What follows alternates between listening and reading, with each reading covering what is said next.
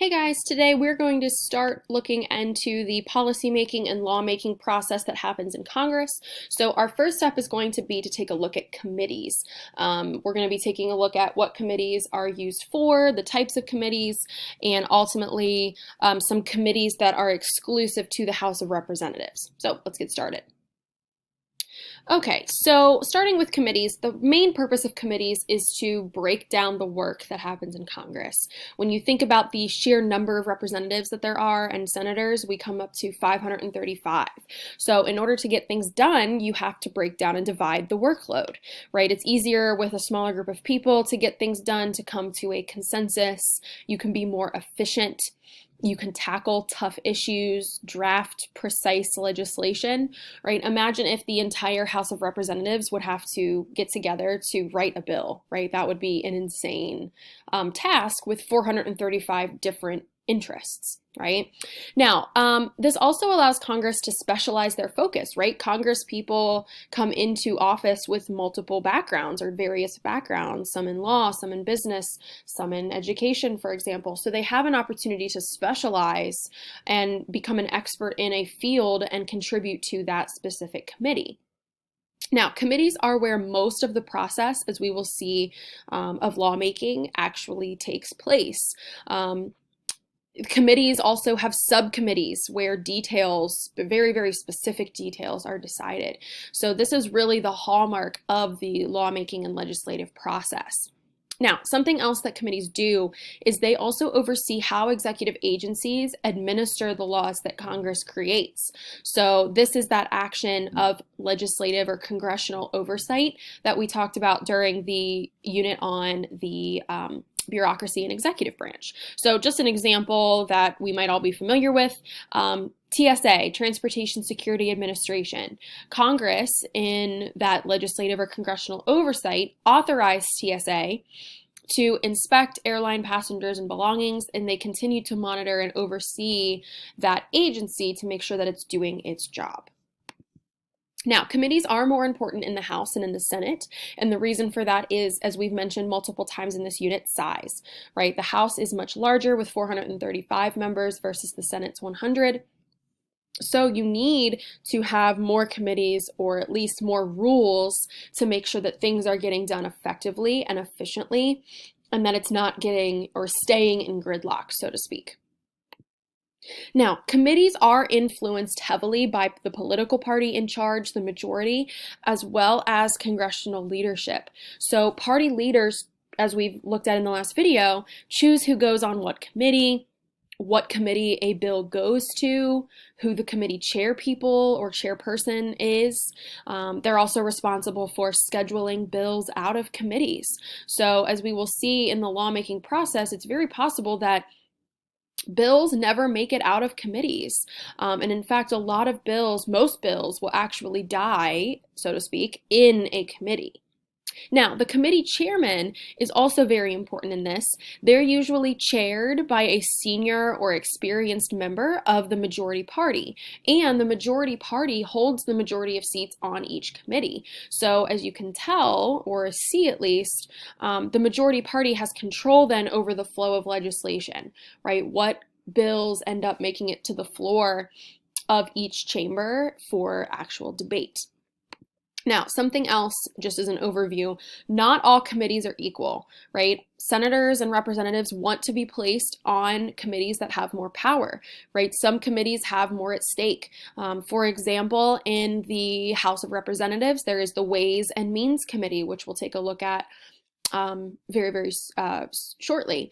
And this is ultimately responsible for the House's really the bill that it's in charge for solely, as we've seen, is the revenue bills. So, right, all of the representatives want to have an influence on taxing, spending, and revenue. So there is a power that comes with being placed on a specific committee.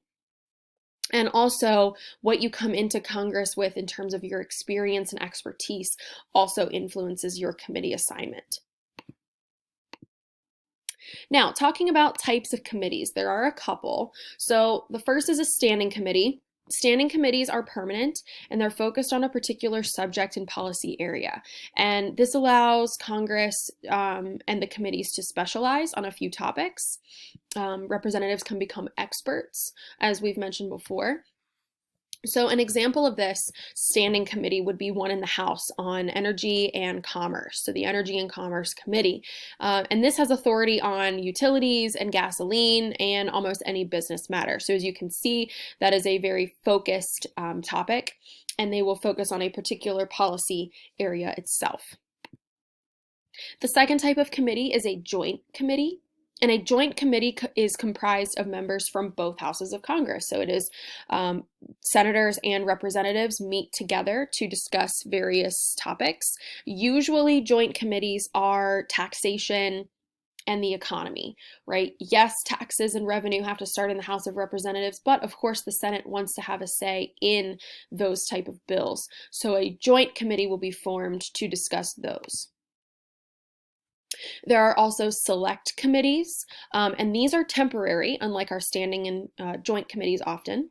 And these handle particular issues or even investigations. So, for example, when Watergate was happening, there was a select committee set to investigate Watergate with Richard Nixon. In 2012, there was a committee to investigate the Benghazi terrorist attacks in Libya.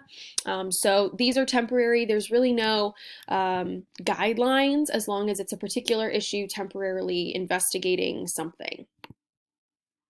And then finally, we have a conference committee, which we will take a look at again in the next video. But just as an overview, they are responsible for resolving disputes in the differences between bills that are passed in the House and Senate. So this is a type of joint committee. So representatives and senators will join this committee and ultimately kind of create a compromise bill that will then be sent to the president. Now, Congress can also be organized into conferences and caucuses, and these are not specifically committees. Committees are very formal. These caucuses and conferences are more informal, non-governmental groups of like-minded people, and usually these groups organize or unite around a particular belief. So, for example, there is the Republican Party Conference and the Democratic Party caucus. And for these, right, the entire party membership within that chamber is a member. So in the Senate, the entire Democratic Party is a part of the Democratic Party caucus in the Senate, and same with the House, and then vice versa. These caucuses and conferences are where the representatives and senators will elect their respective leaders, set their agendas, name committee members. Now, there can be smaller conferences and caucuses, and these are usually even more specific. So, for example, agriculture, business, women's issues, for example. Now, something to note about these conferences and caucuses is that the Senate is able to build longer lasting coalitions or groups because of their longer terms, right? They're in power longer, they don't have to worry about re-election, whereas the House tends to be more fluid in these organizations and conferences and caucuses. So I just wanted to give you guys an overview. There are many committees in the House and the Senate. There are 20 in the House, 15 in the Senate. As you can see here, economics, printing, taxation, those are the topics, as I mentioned, of the joint committees. So just an overview of what the House and the Senate have as standing, select, and joint committees. Now, there are some committees that are specific to the House of Representatives due to its size, and the first is the Ways and Means Committee. Now, this deals with tax policy specifically, right? We've seen that all revenue has to start in the House of Representatives. So this committee deals with any issue in particular, for example, of raising or lowering the income tax. That would be an example of something that the Ways and Means Committee would discuss. The second is the Rules Committee, and this is created or was created due to the size of the House of Representatives. And this is really what makes the process the most efficient in a chamber that size. Now, their main task is to assign bills to the appropriate standing committees, and ultimately, the Rules Committee in the House impacts every single House bill. They have to review the bill and decide which committee it goes to. They will schedule bills for debate and when that vote would take place, if at all. So it has quite a bit of power, as we will see. And it also sets guidelines for debate.